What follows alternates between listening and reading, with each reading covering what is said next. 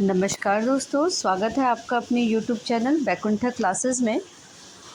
और आज हम हिंदी का चैप्टर नंबर 3 लेके आए, हिंदी भाषा का विकास एवं बोलियां। तो स्टार्ट करते हैं।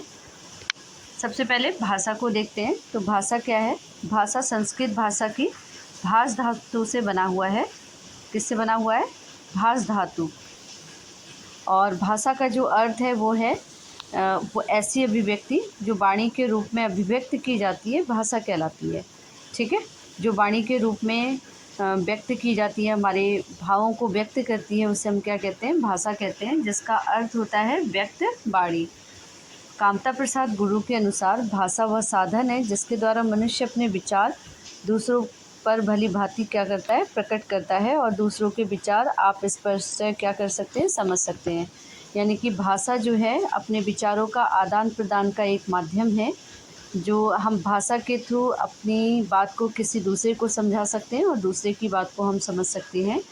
तो सामान्य शब्दों में भाषा वह साधन है जिसके माध्यम से हम अपने भावों या विचारों का क्या करते हैं? आदान प्रदान करते हैं। भारत में 4 भाषा परिवार हैं: तिब्बती, भारोपीय, द्रविड़, ऑस्ट्रिक व चीनी। ठीक है, तो तिब्बती, भारोपीय, द्रविड़, ऑस्ट्रिक और चीनी। हिंदी मारूपी परिवार की भाषा है। रूप या आकृति के आधार पर हिंदी वियोगात्मक या विशिष्ट भाषा है। तो हिंदी भाषा का विकास क्रम हम देखते हैं: संस्कृत, पाली, प्राकृत, अपभ्रंश, अबहट और फिर लास्ट में हिंदी।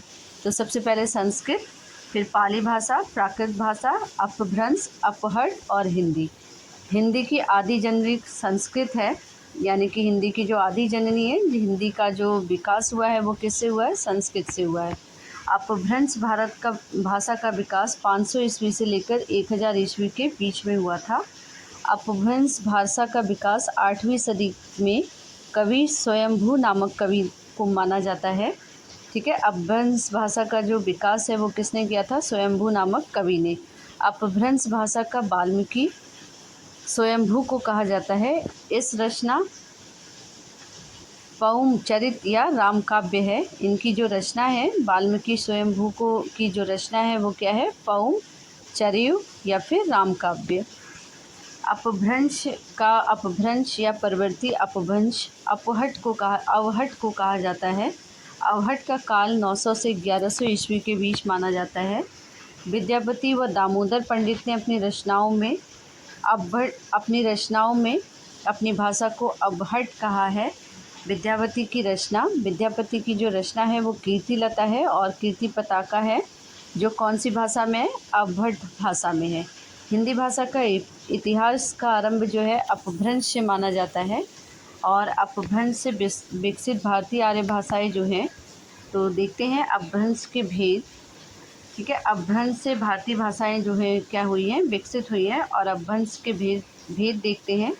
तो सौरसैनी अपभ्रंश पश्चिमी हिंदी, राजस्थानी, पहाड़ी व गुजराती। और अर्धमागधी पूर्वी हिंदी, मागधी बिहारी, उड़िया, बांग्ला, असमिया। खस सौरसैनी पहाड़ी हिंदी, और ब्राचड़ सिंधी, महाराष्ट्री, मराठी, पैचासी, पंजाबी। अपभ्रंश व अवहट के बाद भाषा को प्राचीन हिंदी कहा जाता था। ईरानी लोग सिंधु नदी को हिंदू नदी कहते थे, और हिंदी शब्द मूलतः फारसी भाषा का है। हिंदी है हम, वतन है हिंदुस्तान हमारा, कथन इकबाल का है। और हिंदी की जो उपभाषाएं हैं वो देखिए, हिंदी की 5 उपभाषाएं हैं और 17 क्या है इसमें बोलियां शामिल की गई हैं। और हिंदी भाषा क्षेत्र के अंतर्गत देश में 9 राज्य व दिल्ली केंद्र शासित प्रदेश आता है। बोली का विकास क्रम, बोली जो है उपभाषा जो भाषा है वो बोली का जो विकास क्रम है वो बोली उपभाषा से माना जाता है। सर्वप्रथम जॉर्ज अब्राहम गियर्सन ने 1989 में modern vernacular literature of Hindustan में हिंदी उपभाषा व बोलियों का वर्णन किया है। बोली किसी एक छोटे से क्षेत्र में बोली जाने वाली भाषा जिसमें साहित्य की रचना नहीं होती वो बोली कहलाती है। और उपभाषा किसी बोली में जब साहित्य रचा या लिखा जाता है तो उस बोली का क्षेत्र सूक्ष्म ना होकर विस्तृत हो जाता है, उसे हम क्या कह देते हैं? उपभाषा कह देते हैं। ठीक है। भाषा, जब किसी उपभाषा का क्षेत्र विस्तृत हो जाता है और उसमें साहित्य की रचना विस्तृत रूप से होती है तो वो क्या कहलाती है? भाषा कहलाती है। जॉर्ज गियर्सन ने 1894 में भारतीय भाषाओं का सर्वेक्षण किया, जिसके तहत उन्होंने एक लिविंगस्टन सर्वे ऑफ इंडिया ग्रंथ की रचना की। पश्चिमी हिंदी। पश्चिमी हिंदी की सभी बोलियों का विकास सौरसेनी अपभ्रंश से हुआ है और इस हिंदी की 5 बोलियां हैं: कौरवी, ब्रजभाषा, हरियाणवी, बुंदेली और कन्नौजी। कौरवी या खड़ी बोली, इस भाषा का मूल नाम कौरवी था। साहित्य भाषा बनने के बाद खड़ी बोली नाम पड़ा। राहुल सांस्कृत्यानंद ने इसे कौरवी नाम दिया। खड़ी बोली का अन्य नाम सरहिंदी भी है और एग्ज़ाम में पूछा जा सकता है कि खड़ी बोली का अन्य नाम क्या है, तो खड़ी बोली का अन्य नाम सरहिंदी है। खड़ी बोली मेरठ, बिजनौर, मुरादाबाद आदि क्षेत्रों में बोली जाती है और मेरठ की खड़ी बोली मानक भाषा मानी गई है। ब्रजभाषा, इसका विकास सौरसेनी अपभ्रंश से हुआ है। वह ब्रजभाषा का मुख्य केंद्र मथुरा है। इसके अलावा आगरा, बरेली, बदायूं, एटा, गुड़गांव आदि क्षेत्रों में ब्रजभाषा बोली जाती है। ब्रजभाषा पश्चिमी हिंदी में प्रमुख बोली जाती है। ब्रजभाषा पश्चिमी हिंदी की क्या है? प्रमुख बोली है। देश के बाहर तजिकिस्तान में ब्रजभाषा बोली जाती है और यह कृष्ण भक्ति काव्य की एकमात्र भाषा है जिसको चरम पर पहुंचाने का कार्य सूरदास ने किया है। ठीक है। बंगाल में ब्रजभाषा को ब्रजबुली या फिर असम में ब्रजावली कहा जाता है। ब्रजभाषा साहित्य का प्रथम उपलब्ध ग्रंथ प्रद्युम्न चरित है, जिसके रचनाक कौन है? सुधीर अग्रवाल। उसके बाद नेक्स्ट आता है हरियाणवी बोली। तो सौरसेनी अपभ्रंश से विकसित है हरियाणवी बोली और हरियाणवी बोली को बांगरू बोली भी कहा जाता है। कन्नौजी बोली सौरसेनी अपभ्रंश से विकसित यह बोली कानपुर, इटावा और पीलीभीत में बोली जाती है। बुंदेली बोली सौरसेनी अपभ्रंश से विकसित है और ये झांसी और ग्वालियर क्षेत्र में बोली जाती है। पूर्वी हिंदी का उद्भव अर्धमागधी अपभ्रंश से हुआ है। तो पूर्वी हिंदी का जो उद्भव है, उद्गम जो है अर्धमागधी अपभ्रंश से हुआ है। पूर्वी हिंदी की 3 बोलियां हैं। पहला है अवधी, दूसरा है बघेली और तीसरा है छत्तीसगढ़ी। अवधी बोली, इसका मुख्य केंद्र अयोध्या है। देश के बाहर फिजी में भी अवधी बोली बोली जाती है। मलिक मोहम्मद जायसी की पद्मावत व तुलसीदास की रामचरितमानस अवधी भाषा में रचित है, जबकि अवधी की पहली रचना चंदायन या लोर कहाँ मानी जाती है? इसके रचना कौन थे? मुल्ला दाऊद। अब देखिए बघेली बोली, यह बोली छत्तीसगढ़ के रीवा क्षेत्र में बोली जाती है। छत्तीसगढ़ी बोली, इस बोली का क्षेत्र रायगढ़, कोरबा व रायपुर सरगुजा है। फिर आता है आपका राजस्थानी हिंदी। राजस्थानी हिंदी जो है इसका उद्भव सौरसेनी से माना जाता है। सौरसेनी अपभ्रंश से माना जाता है और राजस्थानी हिंदी में भी 4 बोलियां हैं। मारवाड़ी यानी कि पश्चिमी राजस्थानी, यह बोली अजमेर, जोधपुर, जैसलमेर, बीकानेर, किशनगढ़ और मेवाड़ क्षेत्र में बोली जाती है और मीराबाई के पद भी इसी बोली में हैं। पश्चिमी राजस्थानी यानी कि मारवाड़ी में। जयपुरी या धुरधाड़ी, जिसे पूर्वी राजस्थानी कहते हैं, इसे जयपुरी या धुरधाड़ी भी कहा जाता है। इसका मुख्य केंद्र जयपुर है और ये अजमेर और किशनगढ़ में बोली जाती है। फिर आता है मेवाती बोली, ये उत्तरी राजस्थान में, इसे उत्तरी राजस्थानी बोली भी कहा जाता है। उसके बाद आता है मालवी, इसे दक्षिण राजस्थानी कहा जाता है। मालवी का मुख्य क्षेत्र मालवा है। इसके अलावा यह बोली इंदौर, उज्जैन, देवांश, होशंगाबाद आदि क्षेत्रों में बोली जाती है। बिहारी हिंदी मागधी अपभ्रंश से विकसित है। बिहारी के 3 बोलियां हैं। उसके बाद आता है भोजपुरी, मागधी अपभ्रंश से विकसित हुई भोजपुर गांव के आधार पर इस बोली का नाम क्या पड़ा? भोजपुरी। भोजपुरी बोली हिंदी भाषी क्षेत्र में सर्वाधिक बोली जाती है। भोजपुरी बोली बनारस, जौनपुर, गाजीपुर, मिर्ज़ापुर, गोरखपुर, देवरिया, चंपारण, बलिया, आजमगढ़ आदि क्षेत्रों में बोली जाती है। भोजपुरी बोली का विकास सूरीनाम, मॉरिशस, गुयाना आदि देशों में हुआ है। भोजपुरी बोली का शेक्सपियर भिखारी ठाकुर को कहा जाता है। ठीक है, भोजपुरी बोली का शेक्सपियर किसको कहा जाता है? भिखारी ठाकुर। राहुल सांस्कृत्यानंद ने भिखारी ठाकुर को अनगढ़ हीरा कहा था। मैथिली बोली, इस बोली की लिपि देवनागरी और तिरहुता है। मैथिली बोली के विकास में प्रमुख योगदान विद्यापति का है। इसकी रचना पदावली मैथिली भाषा में रचित मुक्ताक काव्य है। और नागार्जुन वैद्यनाथ मिश्र ने पारो उपन्यास की रचना मैथिली में की थी। मैथिली बोली हिंदी की एकमात्र बोली जिसे संविधान की 8वीं अनुसूची में 92 संविधान संशोधन 2003 में शामिल किया गया है। मैथिली बोली को 92 संविधान संशोधन 2003 में क्या किया गया है, संविधान में शामिल किया गया है 8वीं अनुसूची में। पहाड़ी हिंदी, तो इस हिंदी के दो भाग हैं, पश्चिमी पहाड़ी और मध्यवर्ती पहाड़ी। पश्चिमी पहाड़ी हिंदी जौनसार, सिरमौर, शिमला मंडी, चंबा के आसपास क्षेत्रों में बोली जाती है और सौरसैनी अपभ्रंश से विकसित इस बोली को में लोक साहित्य पर्याप्त मात्रा में क्या है, उपलब्ध है। मध्यवर्ती पहाड़ी हिंदी में गढ़वाली व कुमाऊनी बोली आती है और यह बोली दो बोलियों के सामूहिक रूप है। हिंदी भाषा का विकास, भारतेंदु युग, पुनर्जागरण काल। भारतेंदु को आधुनिक हिंदी का प्रवर्तक साहित्यकार माना जाता है। भारतेंदु युग 1850 से 1900 ईस्वी तक के युग में माना जाता है। इस युग की सबसे बड़ी विशेषता ये रही कि खड़ी बोली का गद्य रूप प्रयोग शुरू हुआ। ठीक है, भारतेंदु युग में खड़ी बोली का जो है गद्य में प्रयोग शुरू हुआ। भारतेंदु जी के एक लेखक मंडल तैयार किया। भारतेंदु जी ने एक लेखक मंडल को तैयार किया और जिसे भारतेंदु मंडल कहा गया। भारतेंदु मंडल के रचनाकारों का मूल स्वर नवजागरण था। भारतेंदु मंडल के प्रमुख रचनाकार भारतेंदु हरिश्चंद्र, प्रताप नारायण मिश्र, बालकृष्ण भट्ट, लाला श्रीनिवास दास, बद्री नारायण चौधरी और प्रेमघन थे। ठाकुर जगमोहन सिंह, अंबिका दत्त व्यास, राधा कृष्ण दास आदि हैं।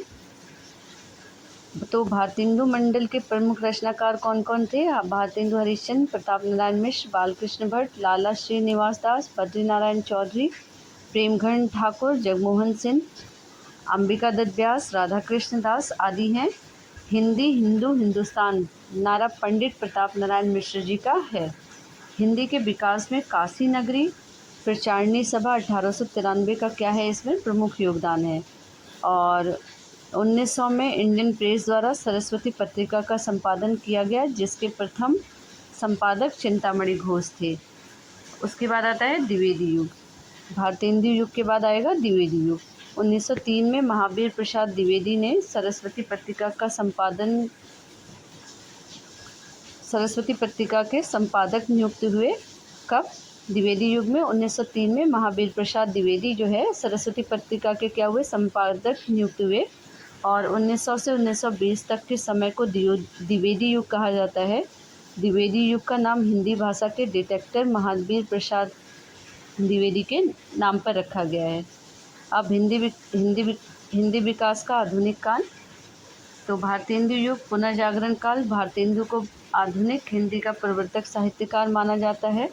भारतेंदु युग 1950 से 1900 ईस्वी तक का युग है और इस युग की सबसे बड़ी विशेषता यह रही कि खड़ी बोली का गद्य रूप में क्या हुआ है, यहाँ पे प्रयोग हुआ है, ये प्रयोग है। भारतेंदु जी ने एक लेखक मंडल तैयार किया था जिसे हम क्या कहते थे, लेखक मंडल। अच्छा, ये रिपीट हो गया, कोई नहीं, आप यहाँ से द्विवेदी युग से देखिए। तो द्विवेदी युग 1903 में महावीर प्रसाद द्विवेदी जो है सरस्वती पत्रिका के संपादक नियुक्त हुए और 1900 से 1920 तक के समय को द्विवेदी युग कहा जाता है। द्विवेदी युग का नाम हिंदी भाषा के डिटेक्टर महावीर प्रसाद द्विवेदी के नाम पर रखा गया है। और द्विवेदी युग के रचनाकार महावीर प्रसाद द्विवेदी, मैथिली शरण गुप्त, अयोध्या सिंह उपाध्याय, हरिऔध, चंद्र शर्मा गुलेरी और राम नरेश त्रिपाठी माने जाते हैं। द्विवेदी युग के फिर आता है आपका छायावाद युग। 1918 से 1936 के कालखंड को छायावाद युग कहते हैं और छायावाद के 4 प्रमुख स्तंभ जयशंकर प्रसाद, निराला, सुमित्रानंदन पन्त और महादेवी वर्मा हैं। छायावाद युग के प्रमुख कवि रामकुमार वर्मा, माखनलाल चतुर्वेदी, सुभद्रा कुमारी चौहान, रामधारी सिंह दिनकर आदि हैं। मुकुटधर पांडे को लिखित रूप से छायावाद का प्रथम प्रयोक्ता माना जाता है। छायावाद के संबंध में अनेक विद्वानों ने अपने मत दिए हैं। डॉक्टर नगेन छायावाद स्थूल के प्रति सूक्ष्म का विद्रोह है। जन दुलारे वाजपेयी मानव अथवा प्रकृति के सूक्ष्म किंतु वक्त सौंदर्य में आध्यात्मिक छाया का भान मेरे विचार से छायावाद की सर्वमान्य व्याख्या हो सकती है। डॉक्टर नामवर सिंह छायावाद के उस राष्ट्रीय जागरण की अभिव्यक्ति है जो एक और पुरानी रूढ़ियों से मुक्ति चाहते थे। आचार्य शुक्ल छायावाद शब्द का प्रयोग दो अर्थों में समझना चाहिए। पहला है रहस्यवाद और दूसरा प्रयोग काव्य शैली या पद्यंती विशेष में व्यापक अर्थ। छायावाद की लघुत्रयी में रामकुमार वर्मा आते हैं, महादेवी वर्मा तथा भगवती चरण वर्मा। छायावाद का श्लाघा पुरुष सूर्यकांत त्रिपाठी निराला को कहा जाता है और प्रगतिवाद 1936 से 1942 तक की अवधि को प्रगतिवाद के नाम से जाना जाता है और प्रगतिवाद के आदि प्रवर्तक कार्ल मार्क्स थे। पंत और निराला जी को प्रगतिवादी कवि भी कहा जाता है। नागार्जुन वैद्यनाथ मिश्र को प्रगतिवाद का श्लाघा पुरुष माना जाता है। उसके बाद आता है प्रयोगवाद। तो 1943 के बाद का जो कालखंड है उसे हम क्या कहते हैं? प्रयोगवाद कहते हैं। और प्रयोगवाद सबसे अधिक अस्तित्ववाद से प्रभावित था। प्रयोगवाद के जनक अज्ञेय जी हैं। प्रयोगवाद का आरंभ अज्ञेय द्वारा संपादित तार सप्तक 1943 से माना जाता है। राष्ट्रभाषा के रूप में हिंदी भाषा का विकास। हिंदी को 14 सितंबर 1949 को संवैधानिक रूप से राजभाषा घोषित कर दिया गया। प्रत्येक वर्ष 14 सितंबर को हिंदी दिवस मनाया जाता है। मैकाले के काल से स्वतंत्रता तक अंग्रेजी राजभाषा थी, जबकि अकबर के समय में फ़ारसी राजभाषा थी। तो मैकाले के समय में अंग्रेजी राजभाषा थी और अकबर के समय में फ़ारसी, लेकिन 14 सितंबर 1949 को हिंदी भाषा को संवैधानिक रूप से क्या कर दिया गया? राजभाषा घोषित कर दिया गया। संविधान सभा में हिंदी को राजभाषा बनाने का प्रस्ताव गोपाल स्वामी अयंगर ने रखा था। संविधान के अनुच्छेद 343 के तहत संघ की राजभाषा हिंदी व लिपि देवनागरी है। संविधान के अनुच्छेद 344 में राजभाषा आयोग संसद की समिति का उल्लेख है।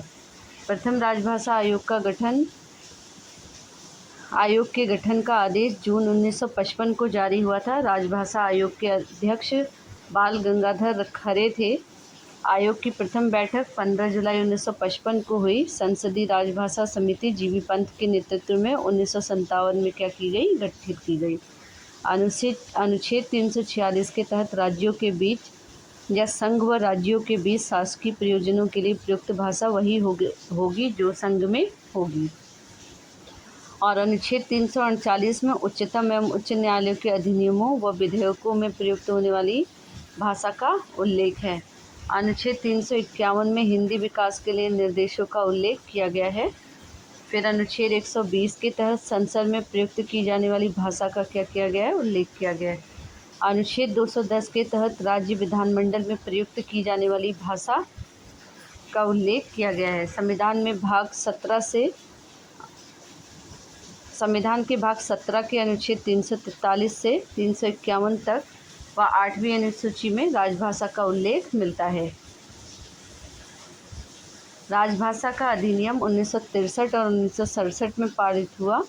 राजभाषा का अधिनियम 1963 26 जून 1965 से लागू हुआ। राजभाषा का अधिनियम 1963 में क्या की गई? 9 धाराएं हैं। राजभाषा विभाग की स्थापना 1975 में हुई, जो शिक्षा मंत्रालय के क्या था? अधीन था। साहित्य अकादमी की स्थापना 1954 में दिल्ली में हुई, जो शिक्षा मंत्रालय के क्या था? अधीन था। राजभाषा विधायी आयोग 1965 से 1975 तक गृह मंत्रालय के अधीन था, किंतु 1975 से कानून मंत्रालय के अधीन है।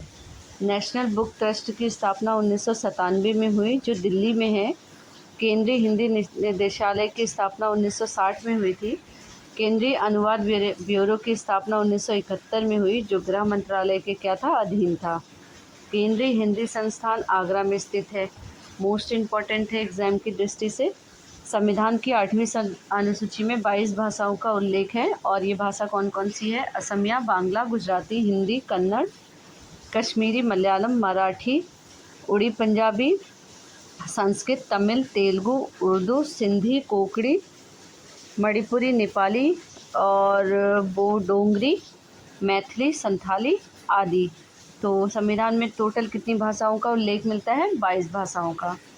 उसके बाद 21वां संविधान संशोधन 1967 में 8वीं अनुसूची में सिंधी भाषा को जोड़ा गया। ठीक है, सिंधी भाषा को इसमें क्या किया गया? जोड़ा गया। 71वां संविधान संशोधन 1992 में को 8वीं अनुसूची में कोंकणी, मणिपुर और नेपाली भाषाएं भी जोड़ी गई। 92 संविधान संशोधन 2003 के तहत बोडो, डोंगरी, मैथिली व संथाली को 8वीं अनुसूची में जोड़ा गया। 97 संशोधन में उड़िया भाषा का नाम परिवर्तन करके ओडिया कर दिया गया। अब परीक्षा की दृष्टि से महत्वपूर्ण तथ्य हैं। संस्कृत भाषा की अपभ्रंश है पाली। अपभ्रंश को पुरानी हिंदी कहा चंद्र शर्मा गुलेरी ने। अपभ्रंश व पुरानी हिंदी के मध्य के समय को कहा जाता है संक्रांति काल। और बांग्ला, बिहारी, उड़िया भाषाओं का उद्भव किस अपभ्रंश में हुआ है? तो मागधी में। बनारस क्षेत्र में बोले जाने वाली बोली को कहा जाता है काशिकी। हिंदी का प्रथम कवि सरहपाद। हिंदी का प्रथम मौलिक नाटक नहुस। तो हिंदी का प्रथम कवि सरहपाद और हिंदी का प्रथम मौलिक नाटक नहुस था। हिंदी का प्रथम उपन्यास परीक्षा गुरु लाला श्रीनिवास दास और हिंदी की प्रथम मौलिक कहानी इंदुमती किशोरीलाल गोस्वामी ने लिखी है। हिंदी का प्रथम महाकाव्य पृथ्वीराज दासो चंद्रबरदाई ने लिखा है। हिंदी का प्रथम दैनिक पत्र समाचार सुधावर्षण। हिंदी की प्रथम पत्रिका संवाद कौमुदी और हिंदी का प्रथम महाकाव्य पद्मावत। किंतु प्रेमचंद्र की कहानी पंच परमेश्वर। किंतु प्रेमचंद्र की प्रथम कहानी पंच परमेश्वर है। हिंदी की प्रथम कवयित्री मीराबाई और तार सप्तक में सम्मिलित महिला कवयित्री शकुंतला माथुर व सुमन राज। मीराबाई के गुरु का नाम रैदास, तुलसीदास के गुरु का नाम नरहरिदास और वैश्विक दर्शन के प्रवर्तक कर्नाड। अष्टछाप के कवि कौन कौन से थे? तो वल्लभाचार्य के शिष्य और विठलनाथ के शिष्य को हम अष्टछाप के कवि कहते हैं। वल्लभाचार्य के शिष्य थे कुंभन दास, परमानंद दास, सूरदास, कृष्णदास और विठल दास के शिष्य थे छीत स्वामी, गोविंद स्वामी, चतुर्बुद्ध दास और नंददास। तो आज के लिए इतना ही। आशा है आपको वीडियो अच्छी लगी होगी। तो कमेंट करके ज़रूर बताएं कि वीडियो आपको कैसी लगी और ज़्यादा से ज़्यादा लाइक करिए, शेयर करिए एंड सब्सक्राइब करिए। धन्यवाद।